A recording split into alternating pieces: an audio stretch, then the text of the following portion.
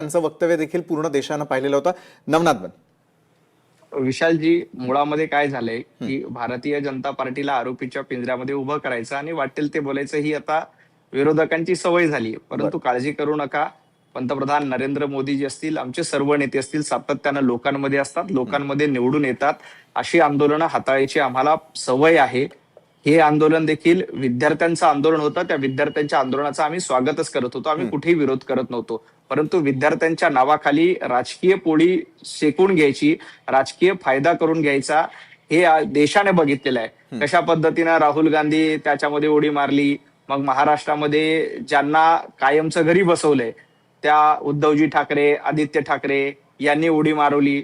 ज्यांना अनेक पक्षामध्ये जाऊन आपले करिअर सेट करता आले नाही, आम आदमी पार्टी असतील, वेगवेगळे पार्टी असतील, अशा पार्टीमध्ये जाऊन आपले करिअर सेट करता आले नाही, अशांनी देखील कॉक्रोच जनता पार्टीमध्ये आपली उडी मारली. हरकत नाही, प्रत्येकाला तो स्वातंत्र्य असतं की आपल्याला कुठल्या पार्टीमध्ये जायचं, कुठे उडी मारायची, कुठे राजकीय बस्तान बसेल का, आपली राजकीय पोळी भाजेल का, हे करण्याचं प्रत्येकाला स्वातंत्र्य असतं. त्यांना तो पूर्ण अधिकार आहे.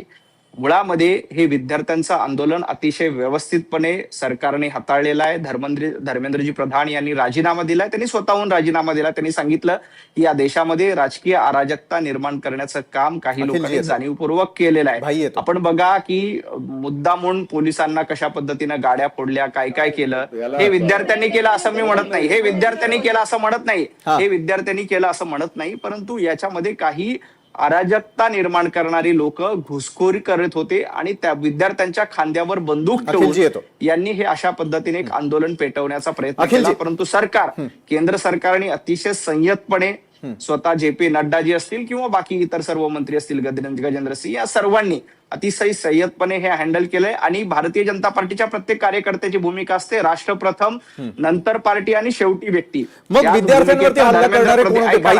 त्याच धर्मेंद्र प्रधान यांनी त्याच भूमिकेतनं आता राजीनामा दिलाय. आणि काँग्रेसला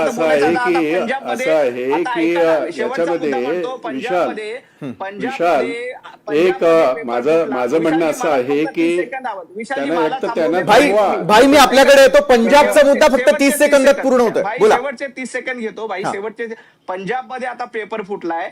पंजाबमध्ये काँग्रेस जाऊन आंदोलन करणार आहे का? पूर्ण करा. पंजाबमध्ये जेएनजी जाऊन आंदोलन करणार आहेत का? एवढंच मला त्यांना उत्तर द्यायचंय. पंजाबमध्ये बरं, आपण पाहूयात ना सीजेपी या पुढच्या काळामध्ये काय करतं. भाई जगताप, मला सांगा, ज्या प्रकारची हिंसक आंदोलनं झाली, तोडफोड झाली, विद्यार्थ्यांना मारहाण झाली, पोलिसांवर हल्ले झाले, हे करणारं कोण होतं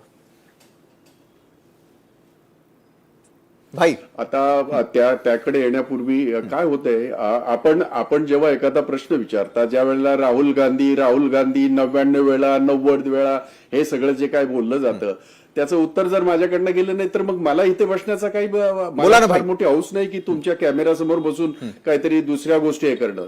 त्यामुळे मला थोडा वेळ द्या. नक्की. त्याचं कारण मुळात असं, एकतर त्यांच्या एकाही प्रश्नात त्यांनी